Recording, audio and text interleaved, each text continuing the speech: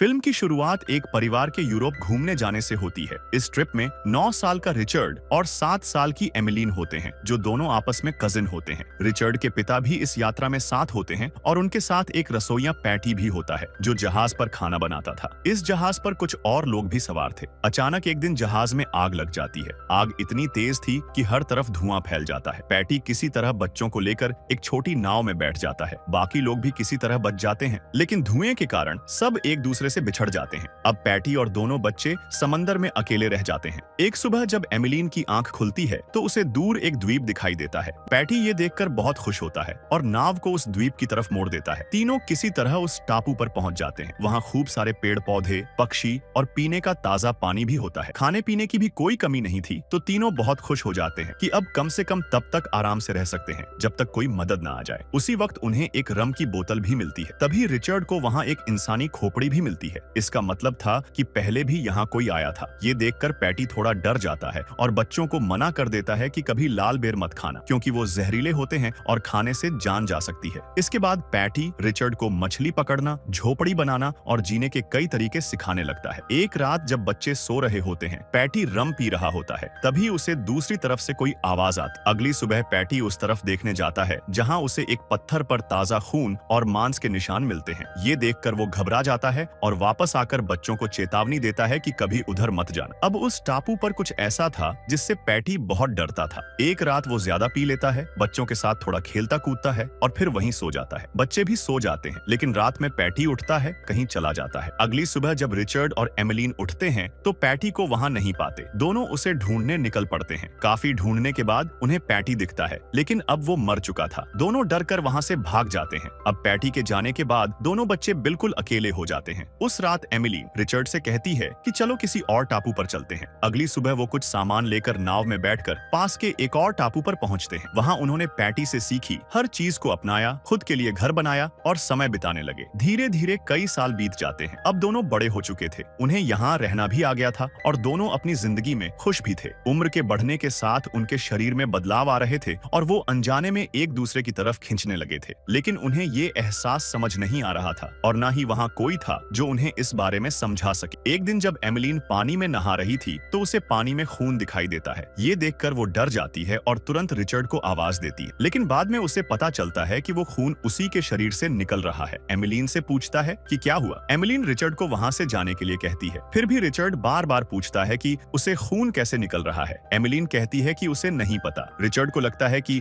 Emelyan कहीं चोटिल हो गई है और वो उसकी चोट देखना चाहता है, लेकिन एमिलीन कुछ नहीं बताती। समय बीतने के साथ दोनों के बीच अजीब सा आकर्षण बढ़ने लगता है। एमिलीन अक्सर रिचर्ड के शरीर को छुपकर देखती और रिचर्ड भी उसकी तरफ देखने लगा था। एक दिन एमिलीन को कहीं दूर से ड्रम बजने की आवाज सुनाई देती है। वो देखने के लिए वहां चली जाती है। उधर रिचर्ड मछली पकड़ रहा था। एमिलीन वहां जाकर देखती है कि आवाज उसी दूसरे टापू की तरफ से आ रही थी जहां उसे एक मूर्ति दिखती है। पास जाकर देखने पर वहां खून पड़ा होता है। ये देखकर एमिलीन डर जाती है और भागकर रिचर्ड के पास आती है। जब एमिलीन रिचर्ड को ये सब बताती है तो रिचर्ड उसे डांटता है, क्योंकि बचपन से उन्होंने एक नियम बनाया था कि कभी भी दोनों टापुओं के दूसरी तरफ नहीं जाएंगे, लेकिन आज एमिलीन ने वो नियम तोड़ दिया। रात में जब एमिलीन सो रही होती है तो उसे सपना आता है कि रिचर्ड डूब रहा है और उसकी मौत हो गई है। ये देखकर वो डरकर जाग जाती है और रिचर्ड को गले लगाकर कहती है, मुझसे वादा करो कि कभी मुझे छोड़कर मत जाओगे। रिचर्ड भी वादा करता है। इसी दौरान रिचर्ड अपने जज्बात काबू नहीं रख पाता और एमिलीन को जबरदस्ती करने की कोशिश करता है। एमिलीन गुस्से में आकर उसे धक्का देती है और वहाँ से चली जाती है। रात को जब एमिलीन सो रही होती है, रिचर्ड फिर उसके पास आता है और उसे छूने लगता है। तभी एमिलीन जाग जाती है और उसे डांटकर भगा देती है। रिचर्ड अब एमिलीन की तरफ खींचने लगा था, लेकिन एमिलीन इस एहसास को समझ नहीं पा रही थी। सुबह होते ही रिचर्ड गुस्से में वहाँ से जाने लगता है। एमिलीन पूछती है कि कहाँ जा रहे हो, लेकिन रिचर्ड बिना कुछ कहे चला जाता है। एमिलीन उसे मनाने के लिए उसके पीछे जाती है। तभी वो देखती है कि रिचर्ड कुछ कर रहा है, पर उसे समझ नहीं आता। जब वो उसे आवाज देती है तो रिचर्ड और ज्यादा गुस्सा हो जाता है। एक दिन रिचर्ड को समंदर में एक जहाज दिखाई देता है। वो जल्दी से दौड़कर घर की तरफ जाता है, क्योंकि उसने पहले ही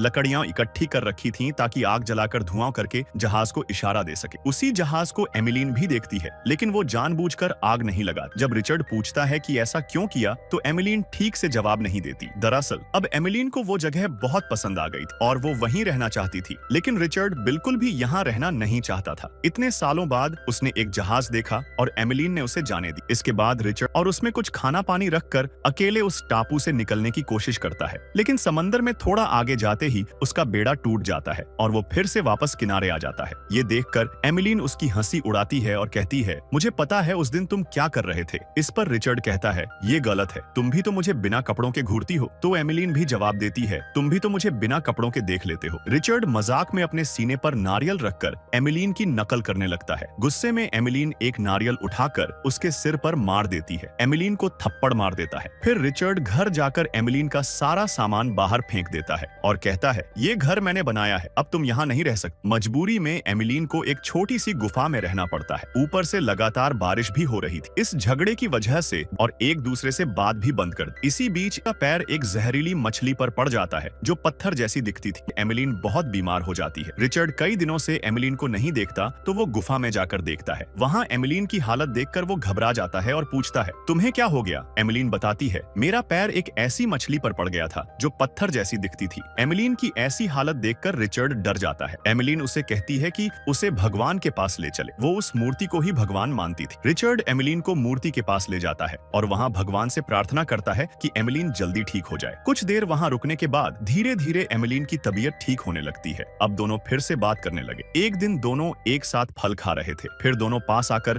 और पहली बार दोनों शारीरिक रूप से भी करीब आ जाते हैं। अब उन्हें वो एहसास भी समझ आ गया था और वो उसे महसूस भी करने लगे थे। दोनों बहुत खुश थे और दिन में कई बार एक दूसरे के साथ रोमांस करने लगे। कई दिन इसी तरह गुजरने लगे। एक दिन रिचर्ड को महसूस होता है कि एमिलीन की तबीयत ठीक नहीं है। वो रिचर्ड से ज्यादा बात नहीं कर रही थी। रिचर्ड उससे कहता है, तुम अब मुझसे प्यार नहीं करती क्या? अब तुम्हें मैं अच्छा नहीं लगता? एमिलीन कहती है, ऐसी बात नहीं है, मैं बस बीमार महसूस कर रही हूँ। मुझे लग रहा है कि मेरे पेट में कुछ है। रिचर्ड उसका पेट छूता है तो उसे अंदर कुछ हलचल महसूस होती है। एमिलीन कहती है, मैंने नहीं हिलाया, ये अपने आप हो रहा है। दरअसल एमिलीन प्रेग्नेंट थी, लेकिन दोनों को इस बारे में कुछ पता नहीं था। इसी बीच एक शाम रिचर्ड को कुछ आवाजें सुनाई देती हैं। वो भागकर उस आवाज की तरफ जाता है। वहाँ पहुंचकर उसे पता चलता है कि उस टापू पर सिर्फ वही दो नहीं थे, बल्कि वहाँ कुछ आदिवासी भी आते थे जो वहाँ हर बार अपने किसी अनजान रस्म या पूजा करने के लिए आते थे। और इस बार भी वही हुआ। वो आदमी अपने दुश्मन की बलि भगवान को चढ़ाता है। ये देखकर रिचर्ड डर के मारे भाग जाता है। जब वो लौट रहा होता है तो उसे एमिलीन की चीख सुनाई देती। असल में एमिलीन एक पेड़ के नीचे बच्चे को जन्म दे रही थी। रिचर्ड उसकी मदद करता है और दोनों मिलकर बच्चे को जन्म देते हैं। दोनों उस बच्चे को देखकर बहुत खुश होते हैं और उसे अपने घर ले आते हैं, लेकिन बच्चा लगातार रो रहा था। रिचर्ड कहता है, ये भूखा है। वो उसे पानी और खाना देने की कोशिश करता है, लेकिन इतना छोटा बच्चा ये सब खा पी नहीं सकता था। अब दोनों को समझ नहीं आ रहा था कि क्या करें। तभी एमिलीन उसे अपनी गोद में लेकर दूध पिलाने लगती है और बच्चा शांत हो जाता है। वो बच्चा लड़का था और दोनों ने उसका नाम पैटी रखा, उस पुराने कुक पैटी की याद में। एक दिन रिचर्ड एक बेड़ा लेकर पुराने टापू पर जाता है जहाँ पैटी की कंकाल पड़ी थी। वो कंकाल देखकर पुरानी बातें याद करता है। बच्चे के आने से दोनों की जिंदगी में फिर से खुशियां लौट आई। कुछ महीने इसी तरह बीत गए और बच्चा अब थोड़ा बड़ा हो गया था। एक दिन तीनों समुद्र किनारे खेल रहे थे। तभी रिचर्ड का पिता अपने जहाज से उस टापू पर आता है। वो रिचर्ड को देखता है, लेकिन उसे वहीं का कोई आदिवासी समझकर लौट जाता है। रिचर्ड और एमिलीन ने भी उस नाव को देखा, मगर अब वो लोग इस जगह को छोड़कर नहीं जाना चाहते थे। वो यहाँ की जिंदगी में खुश थे। एक दिन तीनों फिर उसी पुराने टापू पर पहुंचे जहाँ वो पहली बार पैटी के साथ आए थे। वहाँ पहुंचकर पुरानी चीजें देखकर उन्हें अपना अतीत याद आने लगा। इसी बीच बच्चा रेड बेरी तोड़कर नाव में रख देता है। दोनों को इसका पता ही नहीं चलता।